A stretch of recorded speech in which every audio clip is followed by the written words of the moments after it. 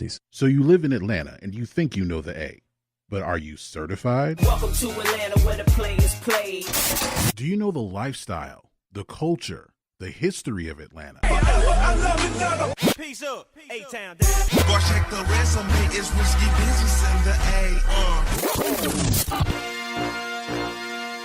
The Atlanta Certified Show is your guide to all things Atlanta. From the best barbershops and beauty salons to the best destinations that have been certified by your host, Jay Certified. Tune in every Wednesday at 4 p.m. for your weekly dose of the best Atlanta has to offer. Beyond the sports, music, and glamour, learn everything there is to know about your city. This is the Atlanta Certified Show. Welcome, everybody. This is your girl, Jay Certified, here on the Atlanta Certified Show on the Old Fashioned Health Network with the Really 1100 AM. Welcome to Hump Day Wednesday. I got to start the show off with a special congratulations to the Atlanta United. Yes, we brought home the championship. They are the 2018 MLS champions. Yes, you all. Atlanta finally has a victory under his belt. It only took 23 years. But, you know, we're happy that this is a win for the city. The city was excited. I didn't make it to the game. I didn't make it to the parade. The weather was horrible on Monday. But you know what? Congrats to all the folks that came out. I'm sure it was a wonderful celebration. And I say hats off to Arthur Blank and the Atlanta United organization. So if you did go, tell me about it. If you went, send me some pictures. I'd definitely love to see the celebration, how that went. One thing else I wanted to bring up, y'all, that I found out, seriously, just this morning when I was at work, was there was an earthquake last night. Did anybody feel it? Did anybody feel that earthquake? If you did, please let me know, because I knew nothing of this whole situation with an earthquake that's happening here in Atlanta. And I had someone to text me message me from, I'm going to say New York, and was like, yo, you all right down there? I was like, yeah, I'm fine. I felt nothing. So hopefully there was no damages. No one was hurt. I want to shout out to my folks that's checking in. I saw Question, he checked in with me. I see I got my folks Caddy. I got Kiwi. I see my boy Dro. She's so silly. How y'all doing? I see Car Consulting. Thanks so much for checking in with me on live on Instagram and on Facebook. Please share with a friend. Let them know about the Atlanta Certified Show. All right, y'all, we're going to go ahead and get into our subject for today. And I'm going to be featuring the neighborhood of Castleberry Hills. If you haven't visited Atlanta, you definitely got to stop by this area called Castleberry Hills. It's southwest. It's adjacent to southwest Atlanta near downtown. And it's a nice little strip that has really begun to flourish over the years. And it's filled with the number of minority-owned and black-owned businesses up and down the street. And there is so much more happening in that area. So I'm going to give you a little bit of history about that area and get you on that, get you an ATL certified, right? So the neighborhood Castleberry is actually named after a businessman named Daniel Castleberry. And he actually won that land in 1821 through a land lottery. Are they still having those? If they are, how do I sign up to win some land that I can develop into my own Castleberry Hills, right? So, in that time, it was very undesirable, and it wasn't really a place where people thought would be vital in the area. So, push forward a few years, it became known as the Red Light District. And it was a community for a lot of the renegades who called themselves the Snake Nation. Of course, with it being a red light district, it was home to prostitution, gambling, cockfighting. Some people may say it's not too different, but yes, it was definitely that back then. But after the Civil War ended in 1865, it became more industrial. And if you've ever walked up and down the streets and really paid attention to the architecture there, you see all these brick and mortar buildings that look like warehouses and industries, and this is where they produced a lot of the materials for buildings. And of course, the rail line runs through there, and you hear it and you see it from time to time. And again, all of this would be transported up and down the Atlantic coast and to the other connecting cities in Terminus. A couple other things about it, of course, it's gone through its ups and downs. It was once a very flourishing area, then it went away, and then it came back, and there's been several attempts at revitalizing. And now, as of 2006, it became a City of Atlanta landmark. And it became a historic district even earlier in 1985. So Castleberry Hills isn't going anywhere. If you haven't had a chance to check it out, you really should. My guest today actually opens a business there. And I'm really excited to have him on. I'm really excited to have him on air with me today because he's done so much for that area and allowed so many businesses to start and to thrive in the Castleberry Hills area. My guest today is none other than Mr. Alphonso Cross. He is a business mogul, brand instigator. He is a visionary and a creator of so many things. And I just want to tell you a little bit about him before he comes on air. Now, I call him a transplant. He came here from Cali. He has that whole Cali swag about him. And I really want him to get his story about why he came to Atlanta and settled in the Castleberry Hills area. But he studied communications, actually, and received a master's in film and video. He also lived for a short period of time in Texas, Georgia. So he wasn't a stranger to the area. But what I found so fascinating about his family history is that his family actually owned 165 acres of farmland in a town called Swainsboro, Georgia. You all should look that place up. It's very interesting. It has a very interesting history as well. And his father actually was a risk-taker businessman like his and, purchased building, in Castleberry Hills. And I want him to tell us a little bit more about that and give us some insight on what that journey was like coming to Atlanta. So, ladies and gentlemen, all of my listeners and fans, here's Mr. Alphonso Cross. Alphonso, welcome to the show. Thank you, Ms. Barnes. Oh, my Good gosh. to be here.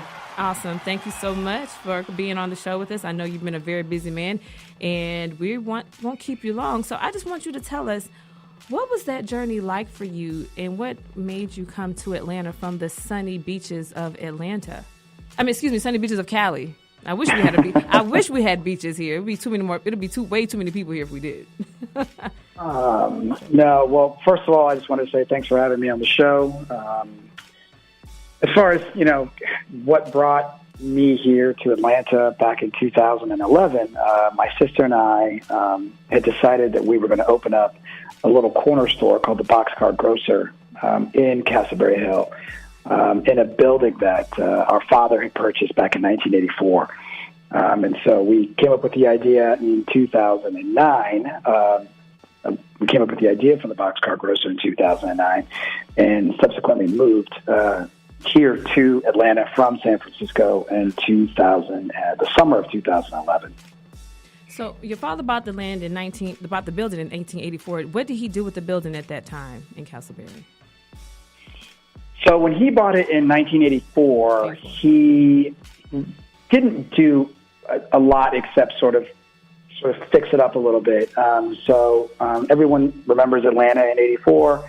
That area of the world was not developed very much at all. Castleberry Hill was actually an industrial neighborhood for quite some time, as it was a railroad depot. And so it just was not a very developed community. It really wasn't much at all. Again, it was just a bunch of old abandoned warehouses and whatnot. So at that time, I think that there was like a homeless services sort of operation happening in one of the units. And there was maybe a beauty salon, but most of the units were pretty empty and just were requiring a lot of love. So, right, okay. So again, like I was telling the audience a little earlier, that the Castleberry Hills area always seemed to be just one of those not very much a developed area or someplace that people really wanted to come and see a vision for. But when you came with the vision of the grocery, you and your sister. What did you see could potentially happen in that area by starting the Boxcar Grocer?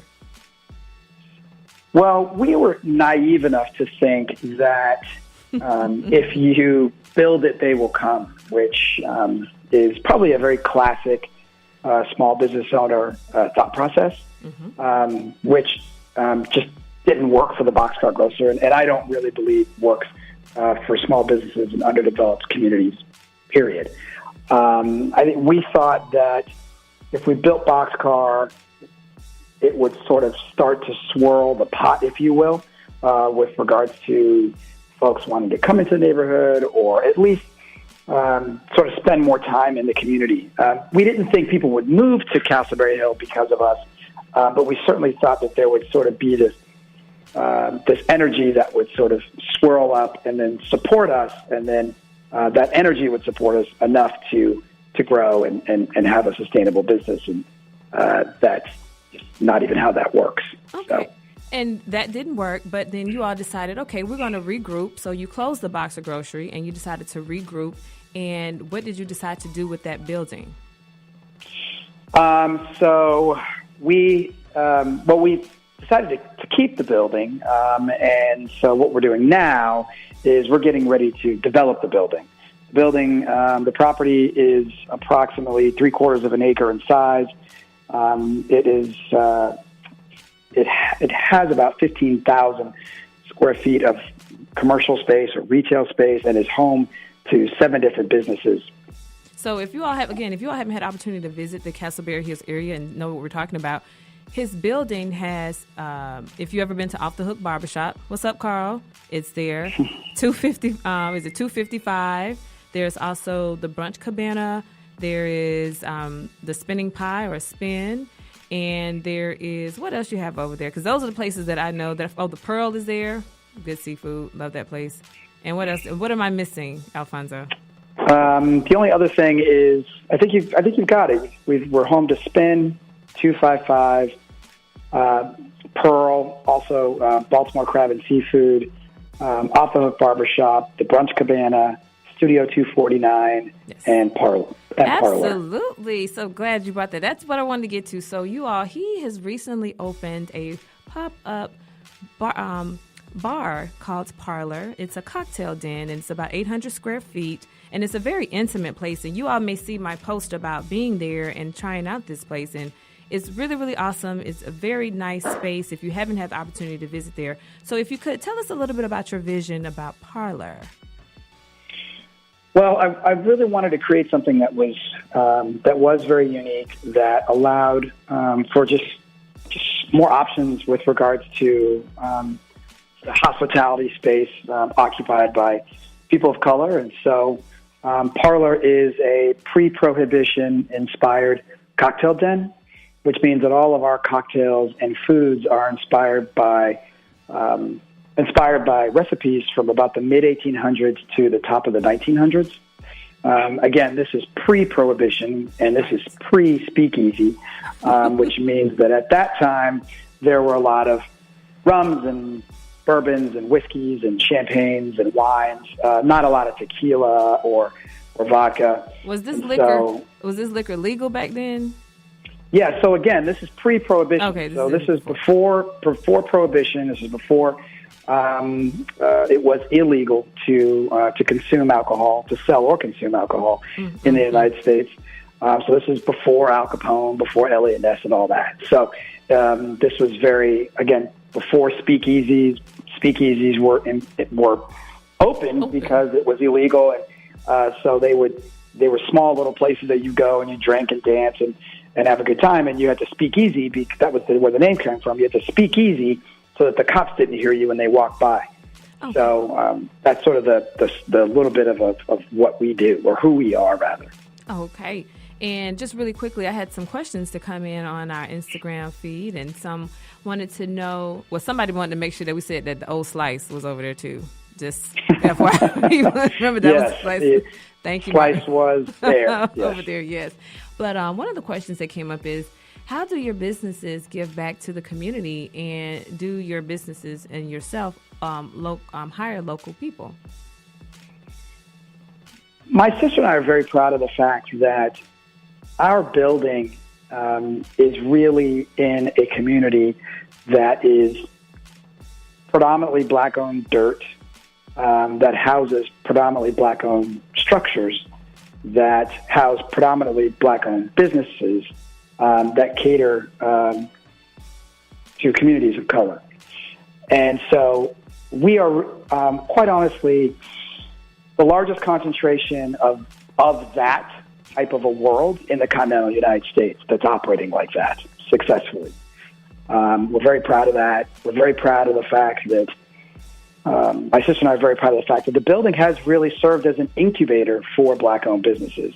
And so while some business, Off the Hook Barbershop, Carl Booker had been operating prior to being our building.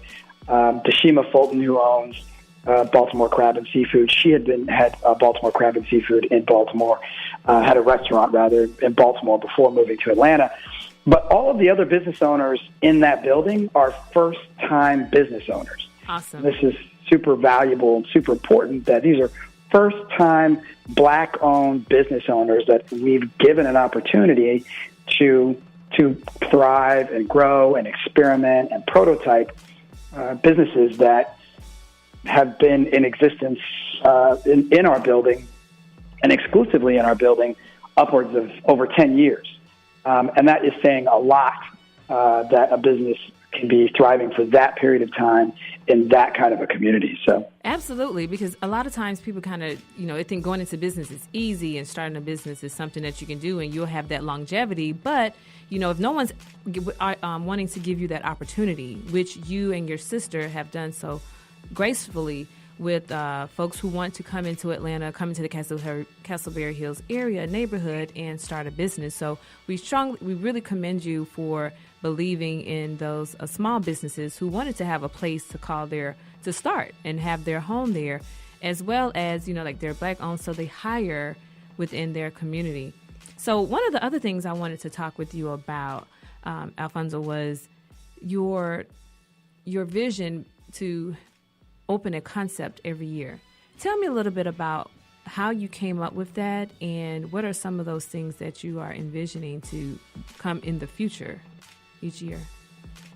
Well, that statement is directly related to a post that I put up through Quintessential, which is my brand development company, which Quintessential, we concept, brand, and execute integrated hospitality business units in emerging markets, which is a very fancy way of saying we come up with ideas for businesses and then we execute those businesses in the areas of hotel, 4 areas of hotel, wellness, retail, and food and beverage.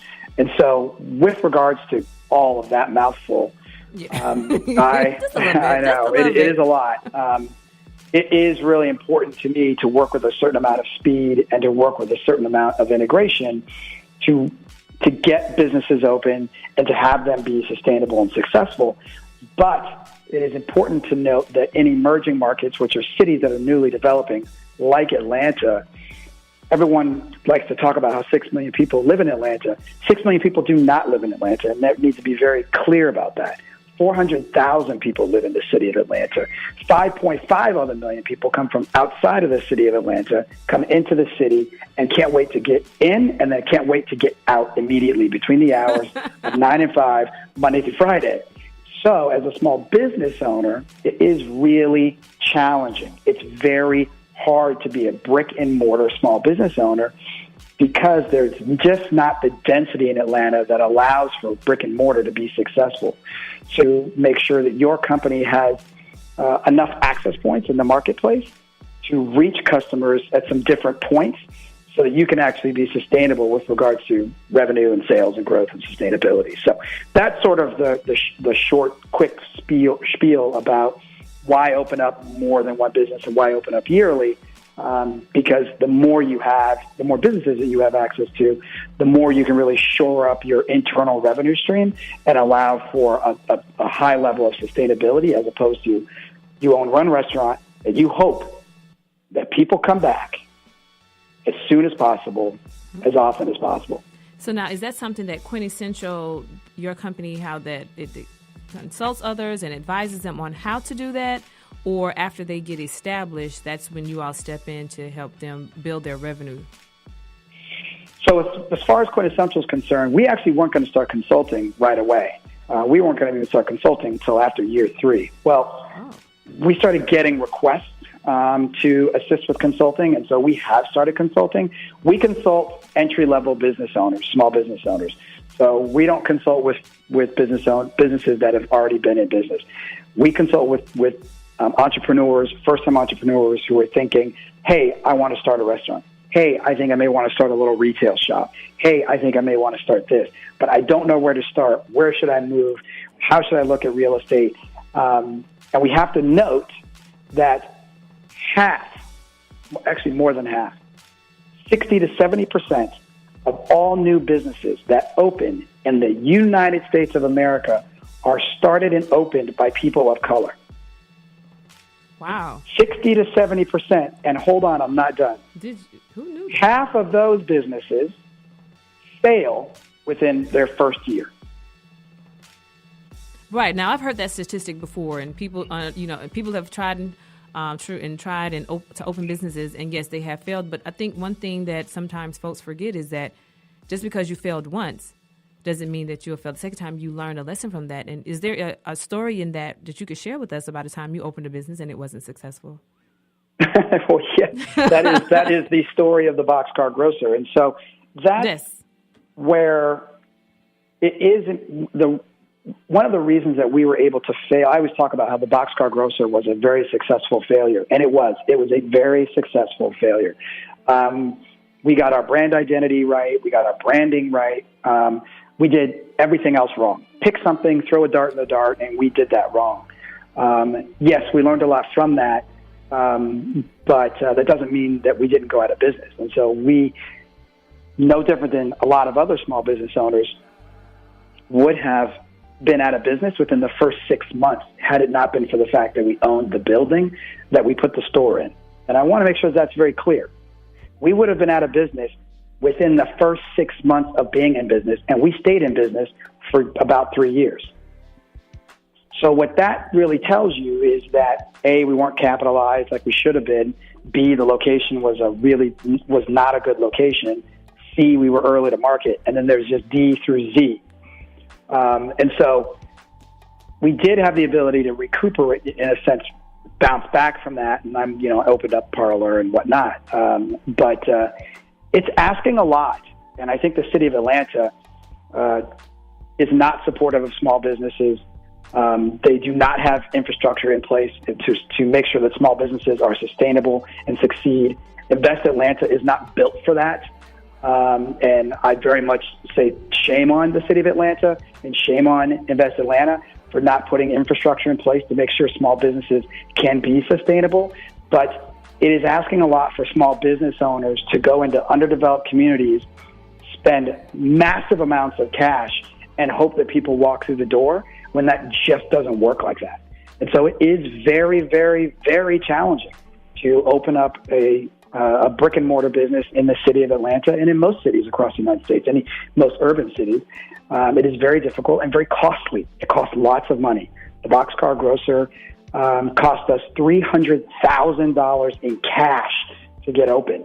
The city of Atlanta helped with zero of that. But meanwhile, there's a lot of talk about food deserts and all of these conversations, but it is important to note that there will continue to be high failure rates in underdeveloped communities, underserved communities. These communities are primarily communities of color until cities actually get involved at a very granular level and make sure that these businesses stay in business. And to that point, it sounds like I need to bring in some folks to address that, because I'm sure there's so many others who share that same struggle, because another girlfriend of mine was saying how she opened up a brick and mortar and it was very difficult for her. But since we're running a little short on time, Alphonso, because you've given us such good information, I see comments now saying that they're really enjoying the information that you're sharing. How can people contact you at Quintessential if they're looking to start a small business, and so you can kind of give them that guidance and tell them those lessons that you've learned? Well, I can be reached at a.cross@quintlife.com. So that's A as an apple, period, cross, CROSS. That's like Red Cross, at quintlife.com. QUIN as in Nancy, T as in Tom, life like lifeinsurance.com. Absolutely. And also follow them at Parlor on Instagram, and you'll see a lot of the happenings that's going on there. And then, we're looking forward to what that next concept will be next year. So I definitely want to bring you back, if you'll accept my invitation, to tell us some more about that next vision for next year. You got it. Anytime. Thank you so much, Alphonso. We appreciate you, and I'll be in touch for sure. Thank you so much for All coming right. on. Thank you. Take care. All right, y'all. That was Alphonso Cross of Quintessential and Parlor Atlanta. He is definitely someone who can give you a lot of insight on opening businesses here in Atlanta and, you know, the struggle with the city, you know, from his perspective. And he's been here since 2011 and has opened several small businesses and has a ton of experience, both good, bad, and definitely ugly, about how the infrastructure here in Atlanta may very well be lacking for small businesses. And if you've had some of those struggles, you know, tell us about it. Tell me about it. Let's see if we can start a forum about what the city of Atlanta can do to be more supportive of our small businesses. Well, y'all, we getting low on time. I've got to get you to my certified lineup for this week. So today, what we have going on in the city, we have Wind Down Wednesdays at the W Hotel Buckhead with my girl, DJ Adora Tokyo. That kicks off from 6 to 8 tonight. There is no cover, so go check her out over there. She is a wonderful DJ. Also, Ladies Night at Habano Cigar Lounge over in Castleberry Hills. My favorite DJ Salah, spins house and classic R&B. They have drink specials and all kind of fun things going on over at Habano's in Castleberry Hills. Also, if you are a hip-hop fan, Eric Sermon is celebrating his 50th birthday tonight at Boogaloo Lounge over off of, Ponce de Leon. That's tonight. Doors open at 8. Its special guests will include Jermaine Dupri, Redman, Too Short, Greg Street, Keith Murray, and so many more. Music is going to be by the one and only one of my former guests, DJ Nabs in the lab, as well as DJ Mars. So I hope you all can come out and celebrate Eric Sermon's 50th birthday tonight. Some other things happening out in the city. Let's see.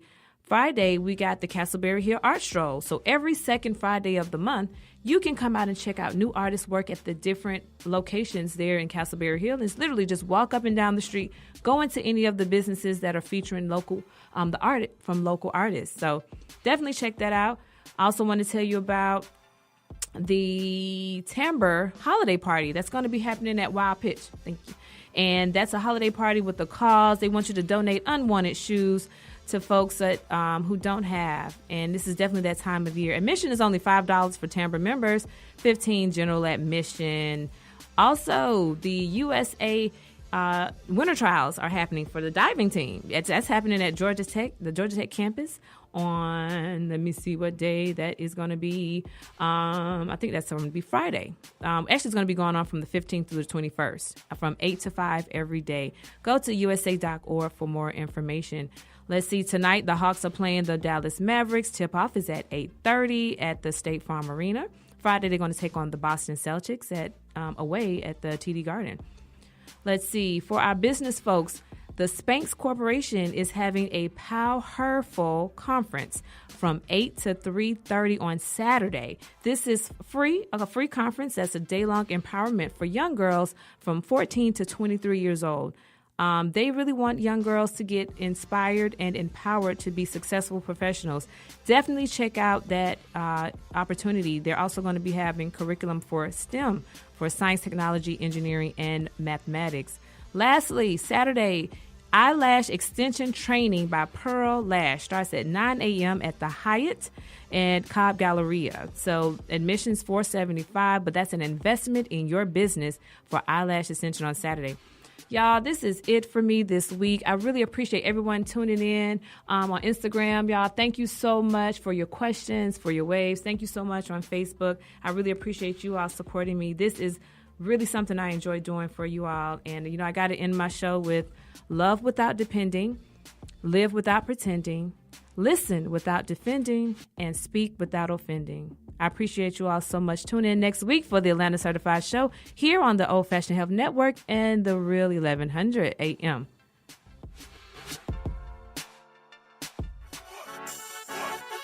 You have been locked in to the Atlanta Certified Show with your host, Jay Certified. Tune in next Wednesday at 4 p.m. to find out the hottest spots and events that are officially certified. The Atlanta Certified Show, your guide to all things Atlanta.